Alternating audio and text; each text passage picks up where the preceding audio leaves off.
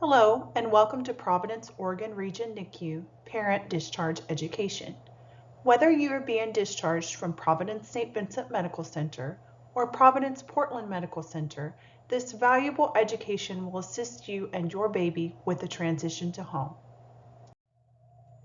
We will cover many important questions you may have about taking your baby home, including safety, feeding your baby at home, administering vitamins and other medications, general baby care including baths and taking temperatures, and answer any common questions that you may have. Cardiopulmonary resuscitation, CPR.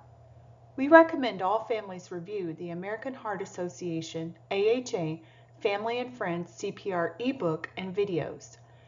At Providence St. Vincent's Medical Center, in-person Family and Friends CPR classes may be available. Ask your nurse about signing up. You can purchase an AHA Infant CPR Anytime kit. This comes with a teaching DVD and a practice doll. You can share with anyone who might babysit or provide care to your baby. Breathing and suction. Babies breathe through their noses. When they are stuffy and having difficulty breathing, they may need their nostrils cleared. This is called suctioning. You will go home with a bulb syringe. This is a good tool for suctioning your baby's nose. To use a bulb syringe, squeeze it before putting the tip in your baby's nostril. Stop squeezing once the tip is in their nostril to remove mucus. Avoid inserting the tip too far because it can hurt the inside of their nose. If their mucus is thick or hard to remove, nasal saline solution can help. Place a couple of drops in one nostril. Let it sit for a few seconds, then suction with the bulb syringe. Allow your baby to recover. Repeat if needed on the other side. Emergency preparation. Practice CPR and airway clearance suctioning. Write down important contacts, including your baby's primary care provider and their clinic's phone number.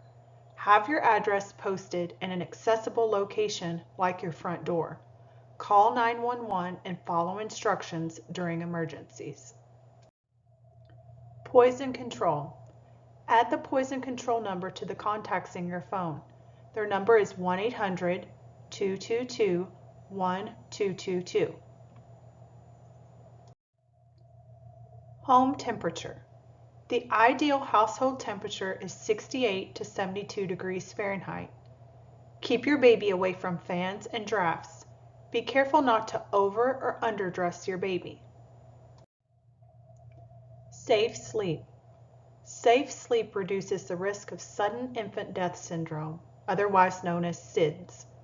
A baby should always sleep alone, on their back, in a crib or bassinet with a firm mattress and a tight-fitted sheet. Avoid placing blankets, pillows, toys, or other positioning devices in the crib or bassinet. Sleep sacks are recommended until the baby is 3 months of age. A clean, dry pacifier can be offered to help your baby fall asleep. Crib slats should be no wider than a soda can. Avoid exposing your infant to smoke. Avoid smoking in the house or car. Wear a jacket or other garment when smoking. Remove it when finished and wash hands prior to returning to care for your baby. Car seat safety. Always place your baby in a car seat when they are in a car. Car seats should be rear facing until your child is at least 2 years of age. Only items which come with the car seat should be used, such as strap covers and inserts. No other items should be used. Car seats should only be used in the car. Infants should always be buckled in when in a car seat. Never leave your baby unattended in a car seat. Do not allow your baby to sleep in a car seat. Place a needed item in the back seat, such as a purse or phone, so you do not forget your baby in the car. Car seat fit. Snug as a hug. Shoulder straps should be at or below your baby's shoulders in all rear-facing car seats. When tightened, you should not be able to pinch straps. The chest plate or clip should be at the level of the armpits. Coats and blankets should not be under straps while in the car seat. If it is cold, wrap a blanket over the top after buckling in your baby. Remember to adjust straps as your baby grows. Most car seat makers have installation videos online. Check the car seat and your car manuals for best installation. A car seat video is available on our unit's YouTube site. Ask your nurse how to view this. Safety and childproofing. Now is the time to go through your home. Insert outlet covers in empty wall outlets. Install locks on drawers and cabinets. Secure cleaning supplies and medications. Secure dangling cords, windows, and sliding glass doors. And install baby gates. Never leave your child unsupervised. Choking hazards. Infants should not wear jewelry. Jewelry includes religious pins, necklaces, rings, and bracelets. We recommend waiting to pierce your child's ears until they are 4 years or older. Check for buttons, ribbons, beads, or small parts on clothing, hats, and toys. If items can pass through a toilet paper roll, they are too small for your baby. Feeding your baby. When ready for discharge, your baby will be on an on-demand feeding schedule. This means they will set their own intake. They may have as much food as they want. They can eat when they are awake and hungry. You should plan on feeding your baby every 2 to 4 hours. You may need to wake young babies at the 4-hour mark for feeding.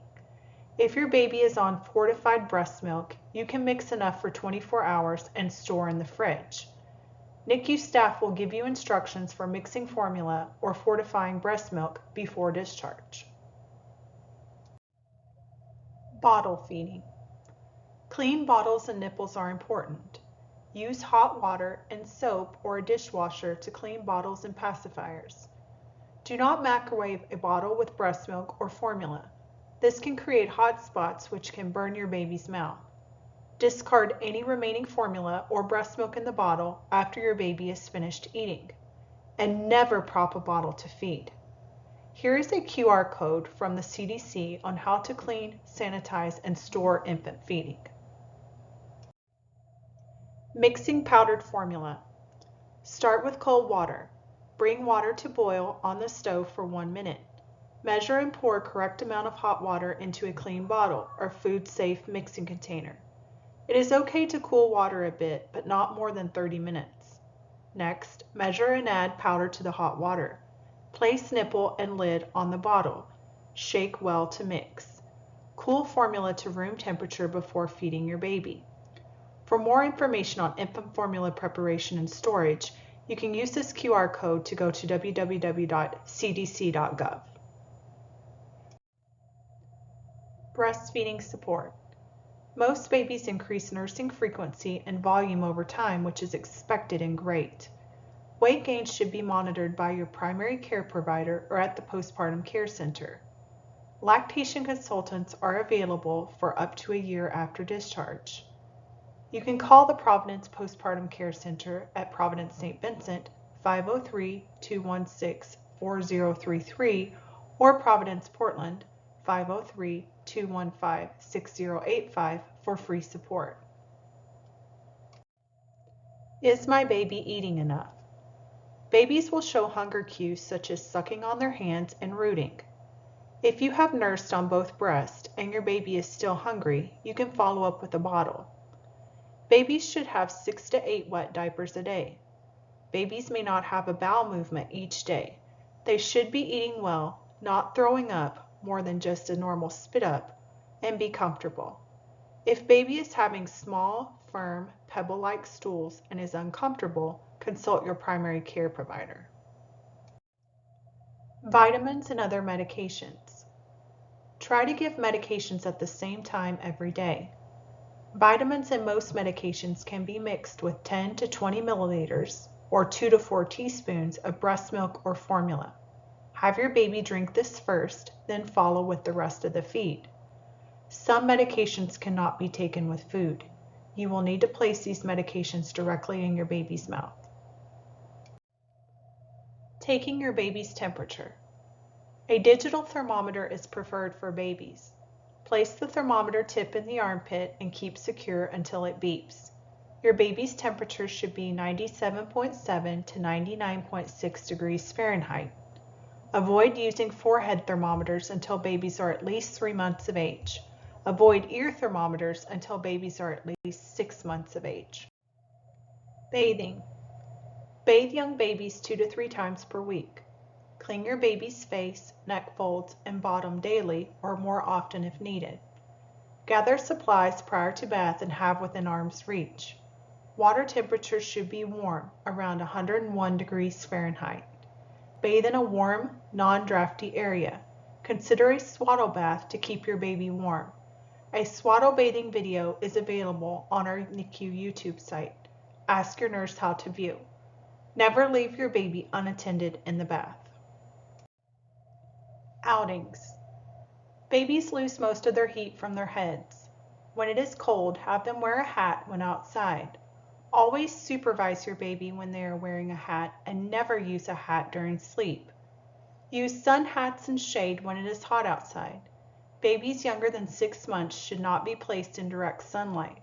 For infants older than 6 months, sunscreen may be used. Front packs are a great option if your baby meets minimum weight requirements.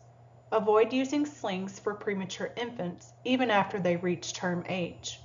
Bring enough supplies with you for your outing: diapers and wipes, extra clothing and blankets, pacifier, bottle and milk or formula if bottle feeding. Preventing head flattening. Place your baby's head at one end of the crib one night and the opposite end the next night. Place a mobile over the crib to encourage your baby to look straight up at it without turning their head to one side or the other. Remove this when your baby learns to roll. Encourage your baby to turn their head in either direction when they are eating and playing. Provide lots of cuddle time with your baby upright on your chest or in a front pack. Front packs can be used with the baby after their due date and when the minimum weight requirement on the front pack is met. Crying. Crying is a baby's main form of communicating. Things you can do if your baby is crying: feed or burp your baby, check their diaper, suction their nose if they are stuffy, avoid doing this too often, swaddle and or reposition your baby, rock your baby or hold them skin to skin. Babies will cry and there is sometimes nothing to make them happy. It is okay to put your baby in their crib and let them cry for a bit. Period of purple crying. Babies cry, sometimes a lot. Crying is normal but can be frustrating. Normal crying behavior is discussed in the period of purple crying. Please view this video if you have not already. Your nurse can help you with this. We expect crying behavior will increase after discharge. Remember, crying doesn't hurt a baby. Picking them up and shaking them to try to make them stop crying can hurt a baby.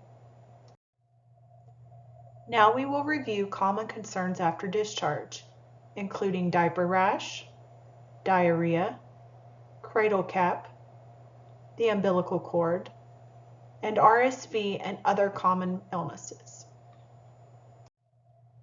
Diaper rash. If your baby gets a rash, use a diaper cream to treat and protect the diaper area. Clean the diaper area well with diaper changes, but avoid scrubbing the skin. If a rash worsens or does not get better in 3 to 4 days, call your primary care provider. A medicated cream may be needed. Diarrhea. Diarrhea is a watery stool or a stool with a large water ring seen in the diaper. It can be related to food intolerance or illness. Notify your primary care provider if baby has several watery stools in a short period of time.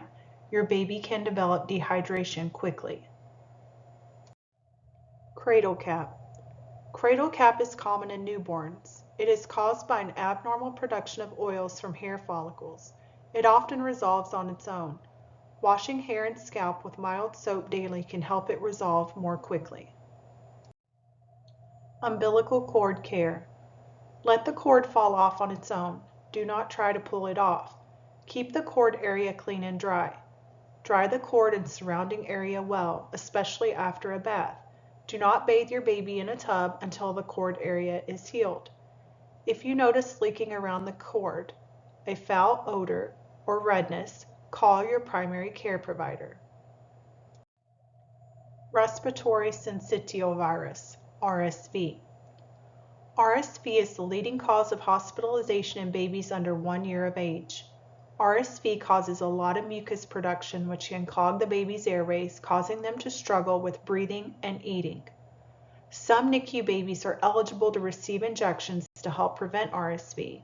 Your baby's NICU doctor will discuss your baby's eligibility for this medication with you. Other illnesses.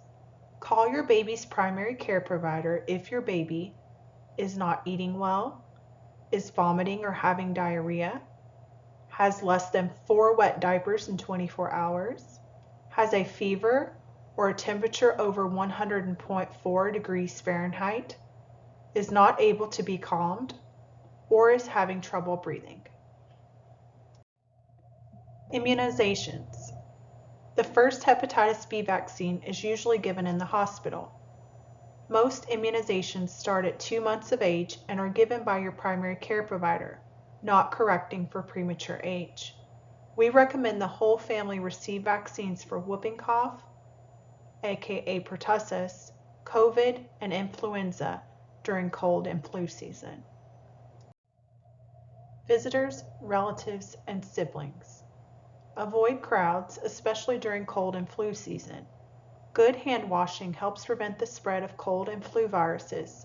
Anyone touching or holding your baby should wash their hands first. Keep visitors and siblings away from baby if they are ill or have cold, flu, or COVID-like symptoms. Encourage siblings to help with baby cares. Older siblings may change their behavior when the baby comes home. Some show younger behaviors like wanting a bottle or pacifier even when they haven't used one in a while. If your friends and family are eager to support you, ask help with meals, errands, laundry, or childcare for older siblings. Primary care provider. Please choose a primary care provider for your baby and let your care team know their name and the clinic's name. This allows our NICU providers to update them about your baby and makes discharge easier. You will need to make a follow-up appointment before you go home. Most babies are seen in 1 to 3 days after discharge from the hospital. Pets. Introduce your pet cautiously. Bring home a blanket used by your baby to allow your pet to get used to your baby's smell. Never leave your baby unattended with your pet. Do not let your pets sleep with your baby. How did we do? We value your feedback and will use it to make changes in our care. After your baby is discharged, we may reach out by phone, text, or email to ask you to take a survey about your time in the NICU. Please feel free to ask us any questions that you may have related to your transition to home.